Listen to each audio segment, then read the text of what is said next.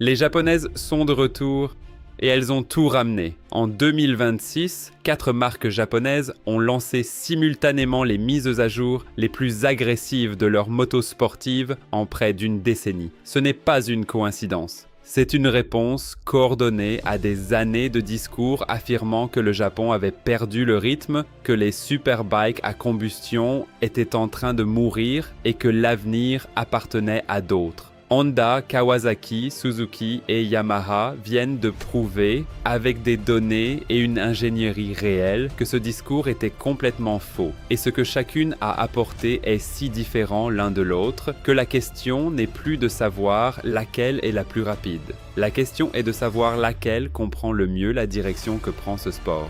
Un seul mot en commentaire, laquelle des 4 marques. Pour comprendre le poids de ce que Suzuki vient de faire, il faut se souvenir où elle en était il y a 2 ans.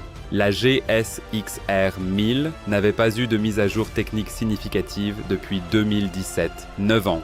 Pendant ce temps, Ducati a renouvelé la Panigale 3 fois, BMW a redessiné la S1000RR 2 fois et Honda a transformé la Fireblade en une moto de MotoGP homologuée. Suzuki, pendant ce temps, retirait la GSX-R des marchés européens parce que le moteur ne respectait pas la norme Euro 5. Sur le marché américain, elle continuait sans mise à jour. Beaucoup la donnaient pour morte. Suzuki les a laissés le croire. Et cela, rétrospectivement, fut une décision calculée. Parce que ce qui se passait à Hamamatsu, ce n'était pas un abandon. C'était une refonte complète. La différence entre mettre à jour une plateforme existante et reconstruire son cœur mécanique est la même qu'entre mettre une nouvelle couverture à un livre et réécrire tous ses chapitres. Et Suzuki a choisi la seconde option, la GSX-R 1000 édition 40e anniversaire n'est pas une mise à jour cosmétique avec un logo, mais une refonte de la moto, des centimètres cubes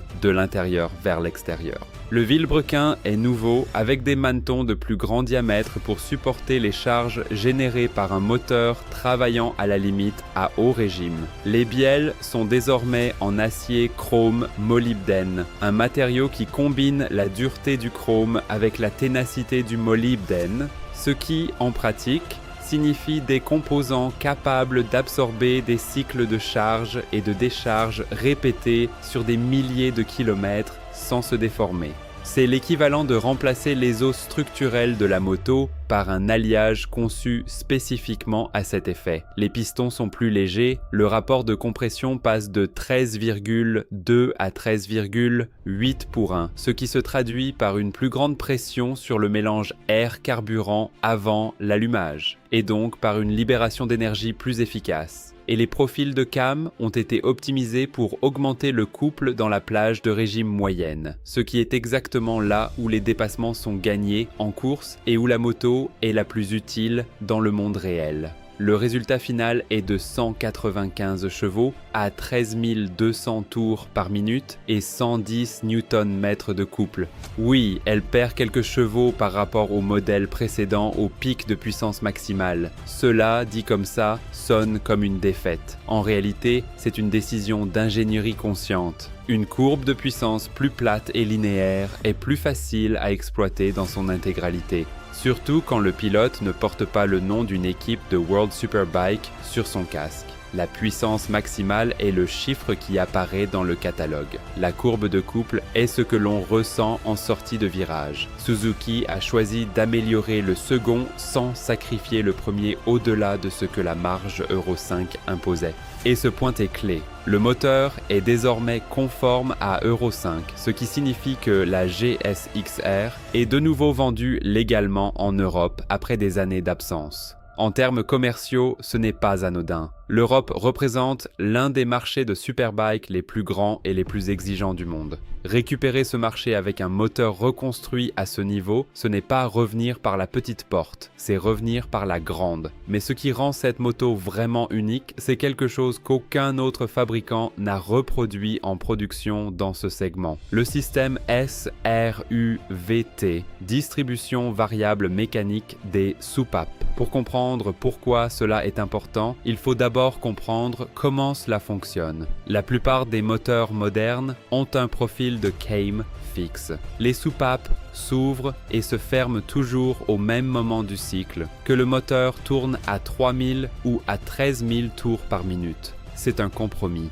Le profil est conçu pour fonctionner raisonnablement bien sur toute la plage, mais il n'est jamais optimal à un point spécifique. Les systèmes de distribution variable modifient ce calage en fonction des conditions. Ceux de Honda, Yamaha et BMW le font par pression d'huile ou par actionneur électronique. Plus de composants, plus de poids, plus de points de défaillance potentiels.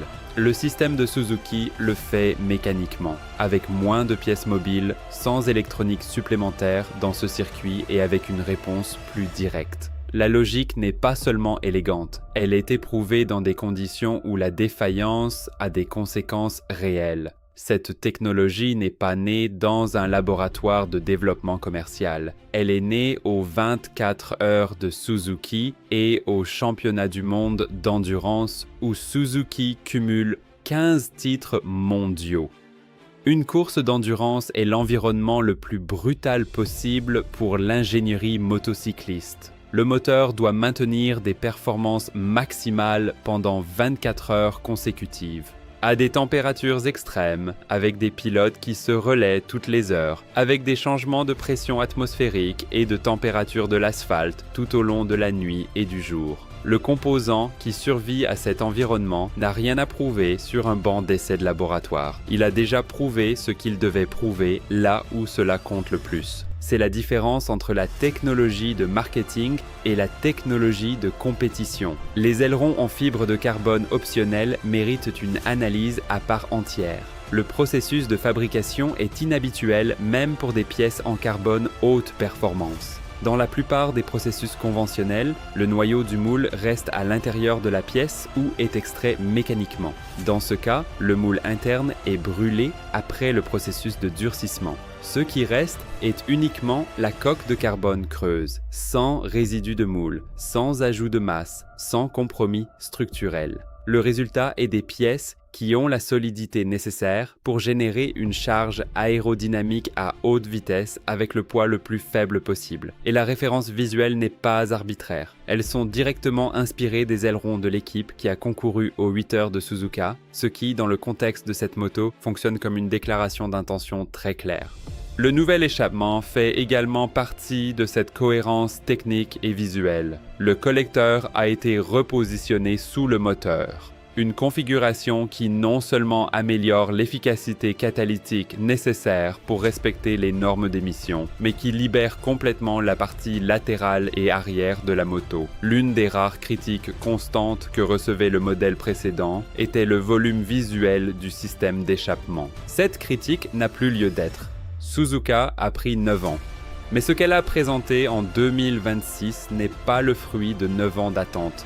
C'est le fruit de 9 ans d'ingénierie concentrée sur un moteur, un système de distribution, un processus de fabrication et une philosophie qui a toujours été plus proche de la compétition que de toute conférence de presse. La philosophie de Honda avec la Fireblade n'est pas nouvelle. Depuis son apparition en 1992, l'idée a toujours été la même. Mettre sur une moto de route la technologie la plus proche possible de ce que Honda utilise en compétition. Ce qui a changé pour 2026, c'est que cette distance, qui était auparavant une métaphore marketing, est désormais littéralement mesurable en millimètres et en spécifications techniques. Le moteur de 999,9 cm3 conserve les mêmes dimensions de cylindre que la RC 213 SFI de MotoGP, 81 mm de diamètre et 48,5 mm de course. Ces proportions spécifiques ont une logique d'ingénierie très concrète. Un grand diamètre avec une course courte signifie que le piston parcourt moins de distance par cycle. Cela permet au moteur de tourner à des régimes plus élevés avec une vitesse linéaire du piston plus faible, ce qui réduit la chaleur générée par le frottement et l'usure des segments. Le résultat est un moteur qui peut se maintenir dans la partie haute de sa courbe de puissance avec plus de constance et plus longtemps. C'est la même raison pour laquelle les moteurs de Formule 1 ont des proportions similaires. Et c'est ce qui permet à la RC 213 FI de MotoGP de tourner au-delà de 18 000 tours par minute de manière soutenue. Les pistons sont en aluminium forgé A218, le même matériau que celui utilisé sur la moto de compétition. L'A218 est un alliage qui sacrifie une partie de la ductilité de l'aluminium en échange d'une plus grande résistance aux températures élevées, ce qui est exactement ce dont on a besoin lorsqu'un piston est soumis à des explosions répétées à plus de 14 000 tours par minute. Les bielles sont en titane, ce qui réduit la masse des composants en mouvement, et les culbuteurs de type Finger Follower changent fondamentalement la manière dont les cams agissent sur les soupapes.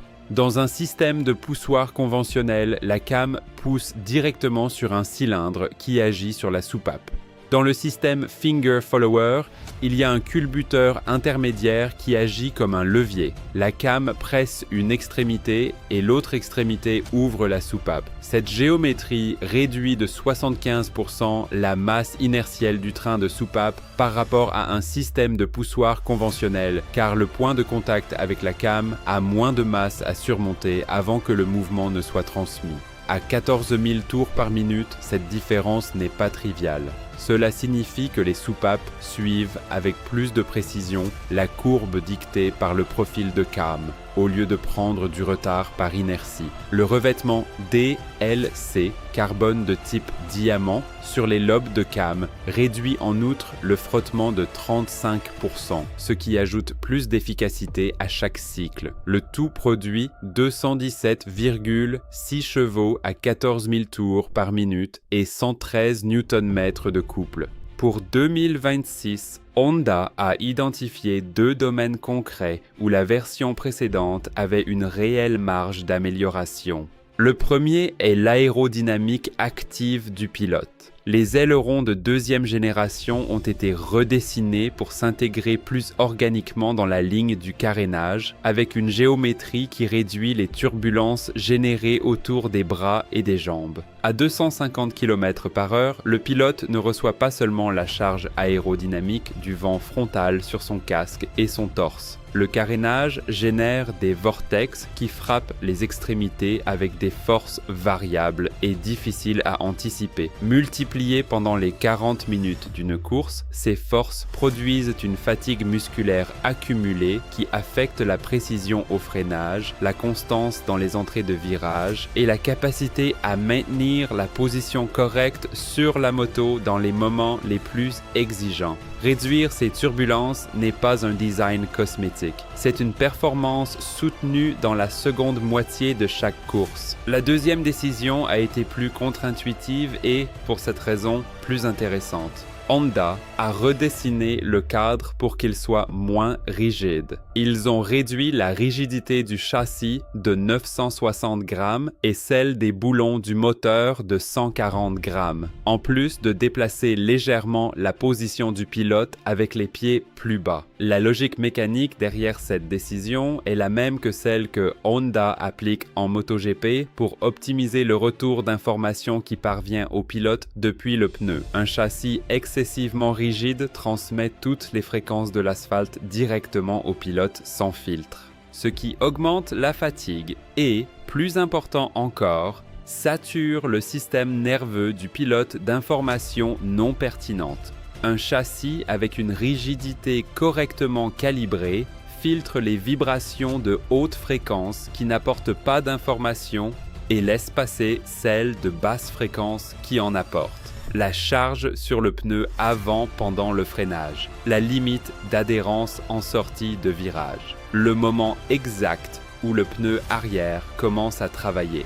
Cette communication entre la moto et le pilote est ce que les équipes de MotoGP appellent le feeling, et elle est aussi déterminante pour le temps autour que la puissance du moteur. La suspension Öhlins Smart EC 3.0 fonctionne en parallèle avec cette philosophie. La fourche NPX de 43 mm et l'amortisseur TTX36 sont des composants qui, dans leur version de base, sont déjà au-dessus du standard de l'industrie.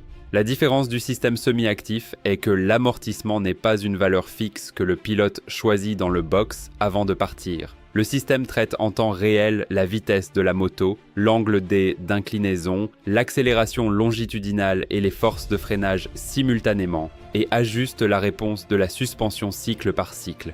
Lors d'un freinage tardif à l'entrée d'un virage, la fourche se durcit automatiquement pour résister à l'enfoncement de l'avant. En sortie, lorsque le poids est transféré vers l'arrière et que l'avant est plus libre, l'amortisseur arrière travaille plus durement pour contrôler le squat. Les freins Brembo Stylema R avec des disques de 330 mm complètent un ensemble qui, objectivement, ne laisse rien à ajouter. Et puis arrive Dean Harrison et tout devient plus réel. Lors du Tourist Trophy de l'île de Man de 2025, Harrison a remporté les 2 courses de Superstock avec cette moto. Son tour le plus rapide a été réalisé à une vitesse moyenne de 218 km/h. Pour situer ce chiffre, le circuit du TT n'est pas un circuit. Ce sont 60,7 km de route publique fermée, avec des murs en pierre, des arbres, des poteaux électriques et des dos d'âne comme limite. À 218 km/h de moyenne sur ce parcours, les erreurs n'ont aucune correction possible. Harrison a enregistré le 3e tour le plus rapide de l'histoire de l'épreuve la plus ancienne et la plus dangereuse du monde. Et il l'a fait sur une moto que l'on peut acheter avec une plaque d'immatriculation. La réponse de Honda United Kingdom a été de lancer une édition limitée de 12 unités, réplique exacte de la moto de Harrison avec son numéro et sa livrée. 12, pas 100, pas 50. 12, ce n'est pas une stratégie de marketing, c'est un certificat signé par les faits. La position de Kawasaki en 2026 est différente de celle des autres. Honda vient de transférer la technologie du MotoGP, Suzuki vient de 9 ans de silence. Yamaha se diversifie vers 3 modèles. Kawasaki arrive avec 7 titres mondiaux de Superbike sur les épaules de la ZX-10R et avec une question que la marque se pose depuis des années. Quand on a la moto qui a le plus souvent gagné le championnat du monde de production le plus exigeant, que change-t-on ? La réponse qu'ils ont trouvée pour 2026 ne se trouve pas dans le moteur. Les nouveaux ailerons avant de la ZX-10R 2026 génèrent 25% de charge aérodynamique supplémentaire sur le train avant par rapport au modèle précédent. Pour situer ce chiffre en pratique, l'augmentation est de 180 km/h, ce qui est exactement là où se produisent les freinages les plus déterminants sur les circuits du calendrier du World Superbike. À Assen, à Magny-Cours, à Portimao, les temps autour se mesurent en centièmes. La confiance supplémentaire pour retarder un point de freinage de 10 mètres de manière constante pendant 20 tours consécutifs peut faire la différence entre rester dans le groupe de tête et perdre le contact dans la seconde moitié de la course. Le défi de conception des ailerons n'est pas seulement de générer de la charge, c'est de maximiser la charge sans pénaliser significativement le coefficient de traînée aérodynamique, car chaque point de traînée ajouté est une puissance que le moteur doit compenser en vitesse de pointe. Kawasaki a trouvé l'angle d'attaque optimal pour ce design spécifique dans la position qui maximise l'appui dans la plage de vitesse cible et minimise la traînée à haute vitesse où la moto atteint déjà ses limites de puissance. C'est un problème d'optimisation avec de multiples variables interdépendantes, et la façon dont ils l'ont résolu a une élégance visuelle que les chiffres ne capturent pas entièrement. La nouvelle optique frontale hybride est le résultat d'une décision technique, pas d'une décision esthétique. Les projecteurs LED pour les feux de croisement concentrent le faisceau avec la précision nécessaire pour rouler dans des conditions réelles. Mais les réflecteurs profonds pour les feux de route et de position ont une géométrie qui génère ce regard sombre et pénétrant qui caractérise l'avant de la 2026. Ce qui rend cette solution intéressante, c'est que le repositionnement de l'entrée ramaire à l'avant n'a pas été dicté par le redesign optique, ni l'inverse. Les deux décisions faisaient partie d'une réorganisation intégrale du flux d'air à l'avant qui améliore la pression dynamique à l'admission à haute vitesse. L'air qui entre dans le moteur n'arrive pas avec la même pression dans toutes les conceptions d'admission. Une entrée positionnée face au flux d'air à haute vitesse exploite l'effet de compression dynamique de l'air pour augmenter la pression dans le collecteur d'admission, ce qui ajoute de la puissance sans ajouter de composants mécaniques. C'est l'un des avantages du ram air qui est parfois sous-estimé dans la littérature technique de ces motos, mais que les équipes de compétition connaissent bien. La version RR est là où la proposition devient plus explicite dans son intention. Les bielles Pankel en titane et les pistons Pankel plus légers ne sont pas des composants spécifiés dans un catalogue par leurs noms commerciaux de manière fortuite. Pankel Racing System est l'un des fournisseurs de composants moteurs les plus utilisés en MotoGP, World SBK et Formule 1. Leurs bielles en titane sont fabriquées avec des tolérances que la plupart des pièces de production conventionnelles n'atteignent pas. L'ajout d'un segment de piston en moins par cylindre réduit la surface de contact entre le piston et la paroi du cylindre, ce qui diminue le frottement interne du moteur dans la plage de régime où ce frottement représente une perte réelle de puissance. Le revêtement en titane sur les barres de fourche réduit le poids non suspendu sur le train avant, ce qui améliore la réponse de la suspension au changement rapide de profil de l'asphalte, car il y a moins de masse inertielle que l'amortissement doit contrôler. Ce ne sont pas des améliorations de catalogue pour justifier un prix plus élevé. Ce sont des modifications que les équipes du World SBK appliquent à leurs motos de compétition pour gagner des dixièmes de seconde par tour, vendues en production limitée pour répondre aux exigences d'homologation du championnat. La ZX10RR est, au sens le plus littéral possible, la base sur laquelle sont construites les motos qui concourent pour le titre mondial. Avec des feux, avec une plaque d'immatriculation et avec un écran de navigation. L'écran TFT de 5 pouces, 7 dixièmes de pouce plus grand que le précédent, avec une connectivité intégrée pour la navigation pas à pas et les commandes vocales, il met à jour l'interface sans changer ce qui définit cette moto. Kawasaki n'a pas atteint 7 titres mondiaux de Superbike en redessinant des concepts chaque année. Ils les ont obtenus avec une philosophie de raffinement continu sur une base mécanique qui, dès le début, a été conçue pour la compétition. Ce qu'ils ont affûté en 2026, c'est le tranchant,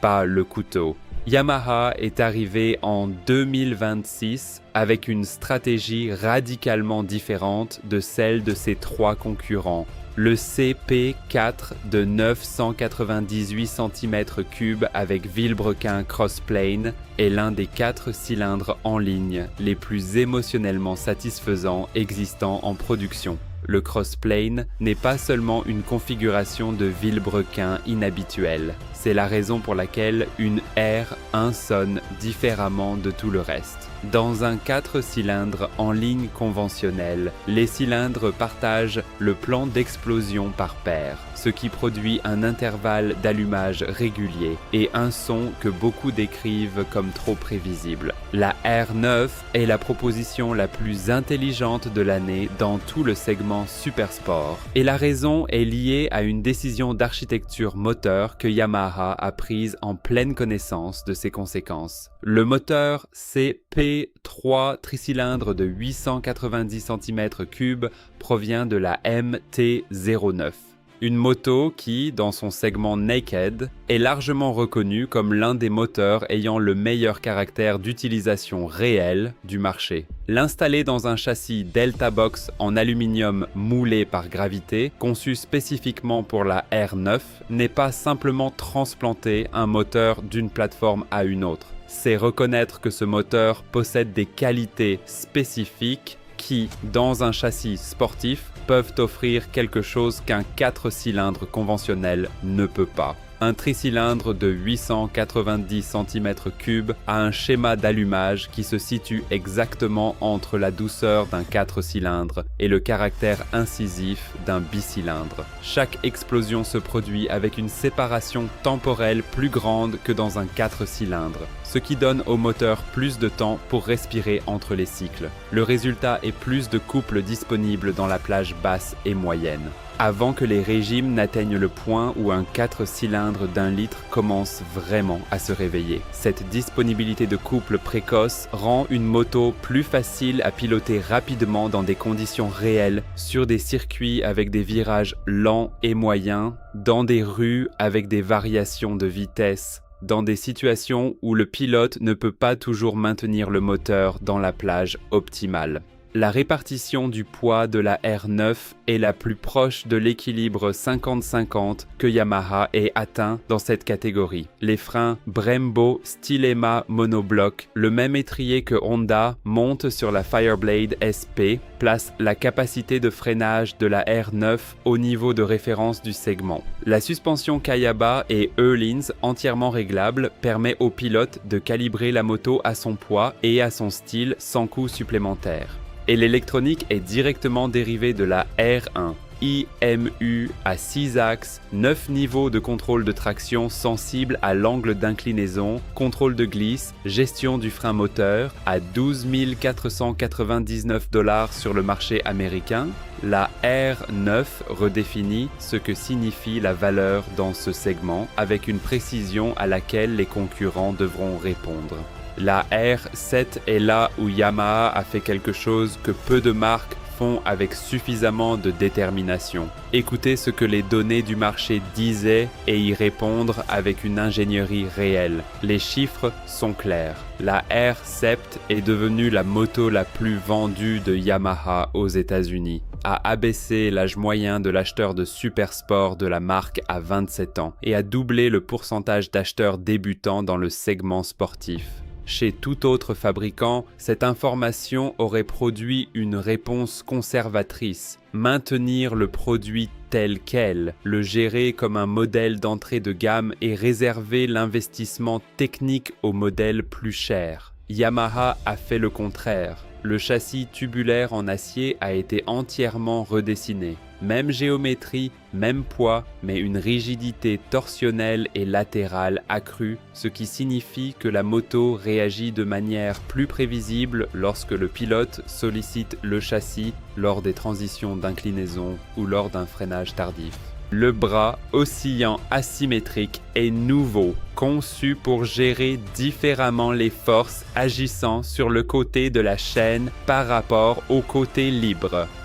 Les roues à 10 rayons fabriquées avec le processus spin forging sont le détail d'ingénierie le plus sophistiqué en termes de fabrication. Le processus implique de forcer l'aluminium tout en le faisant tourner et s'étirer simultanément, ce qui produit un alignement moléculaire du matériau qui donne des roues plus résistantes avec moins de masse. Réduire la masse non suspendue des roues n'est pas la même chose que réduire la masse dans n'importe quelle autre partie de la moto. Une roue plus légère nécessite moins d'énergie pour changer de vitesse et de direction, ce qui améliore l'agilité dans les changements de direction et réduit l'effort que la suspension doit fournir pour maintenir la roue en contact avec l'asphalte sur les irrégularités. Et puis est arrivée la décision qui fait de la R7 2026 bien plus qu'une simple mise à jour. Yamaha y a installé l'électronique de la R1. IMU à 6 axes, contrôle de traction sensible à l'angle d'inclinaison, contrôle de glisse, anti-wheeling, launch control, quick shifter bidirectionnel de 3e génération, accélérateur électronique, écran TFT avec connectivité smartphone, régulateur de vitesse et 4 modes de piste configurables. Tout cela sur une bicylindre de 689 cm3 qui coûte 9 399 $ aux États-Unis. Mettre de l'électronique de superbike haut de gamme sur une moto d'entrée de gamme n'est pas une concession commerciale. C'est une déclaration selon laquelle Yamaha veut que la prochaine génération de pilotes arrive sur le segment premium avec les compétences déjà développées pour en tirer parti.